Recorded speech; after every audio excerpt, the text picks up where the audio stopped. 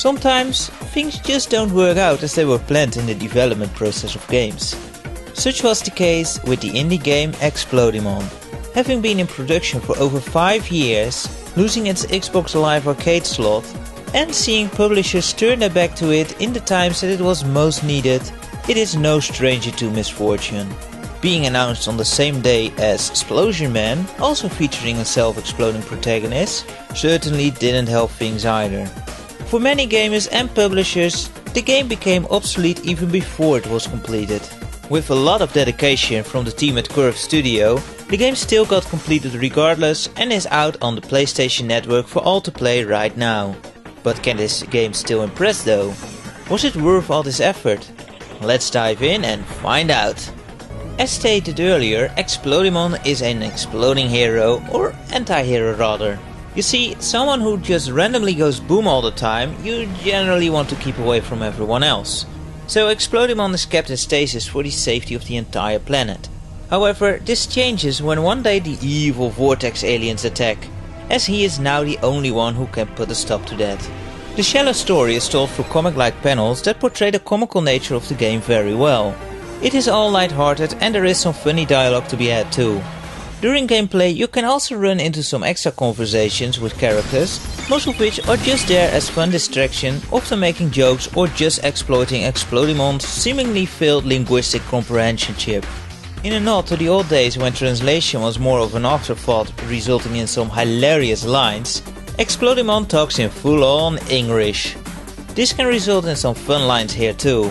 Translation mishaps are great to make fun of. However, they were mistakes back then. Having to go through an entire game in which every line the main guy says is forced to look like mistranslation really got on my nerve as I went through the game. This minor annoyance is quickly forgotten when the gameplay kicks back in though, as it's actually a lot of fun and it's definitely the focus point of the game. And yes, you can't get a height boost by exploding, and yes, on first sight it does look like Explodemon. But if you use that argument to dismiss this game, you are really selling it short.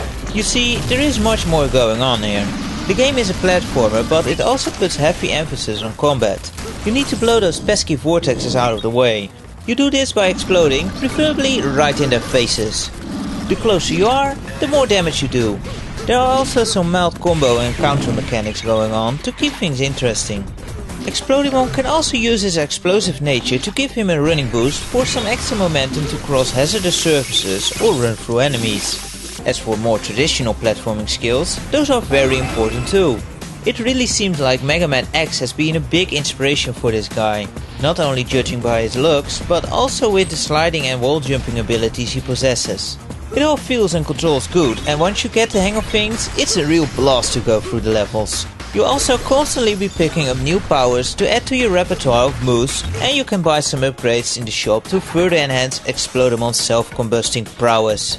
The biggest flaw this game might have is that it just offers too much in a small amount of levels. There are only 12 stages, and even though they are fairly long, you barely ever get a chance to fully experiment with the new ability, before you are expected to have mastered it in just a few rooms further in the level. This also causes that some abilities are just underused or ignored altogether. For instance, the dash move is never really taken into consideration within the level designs. Don't get me wrong though, the challenges you face are well designed and some will test your skills, especially if you want to find all the collectibles hidden throughout the game. It's just that it all feels very cramped together. I would have liked to see another set of 4 levels or so to spread everything out more. The difficulty of the levels also scales pretty poorly. It starts out in a way that you need to put actual effort into dying, but the last few levels suddenly spike up to a point that you'll surely die a couple of times before figuring out how to overcome certain rooms. Luckily, you have infinite lives, and apart from losing time, you can die without any consequences. This does mean that you're through the entire game in just a few hours though. There is some replay value, like the collectibles that you can hunt down to get a higher rating and score. Or you can go for the fastest time through the levels. With online leaderboards keeping track, this can actually be pretty competitive. Also, as you have learned to control Explodemon better, it is just fun to breeze through the levels again. The gameplay is great, and I just wanted more of it really. Something I didn't want to see more of though, were the boss fights. Or actually, I would have loved to see more as long as they were different ones, as you face off against the same boss, Explodemon, every time. Apart from being very repetitive to keep fighting the same end boss over and over again, he also gets really cheap and less fun every time you encounter him. I absolutely despise bosses that recharge their life, and Explodemon takes that to a whole new level. Especially the final encounter is just one huge bore fest. You need to be very precise to hit him, while it's nearly impossible to die yourself. If you mess up a bit, and that's very easy to do, he'll recharge again. It's just not fun nor exciting to fight this battle. It took me over 20 minutes to beat this guy. One of the most frustrating boss battles ever. But you know, the levels themselves play fine, and you will be spending most of your time in those. Now, they don't really look interesting, nor most of the enemies for that matter, but it's the gameplay that counts for me, and that's where this game delivers. The music that plays also really fits the game well, and has a bit of a 16-bit feel to it. The game as a whole really seems to pay homage to those old 16-bit times in general, and I think that your enjoyment of this game depends for a great deal on how nostalgic you are towards those times.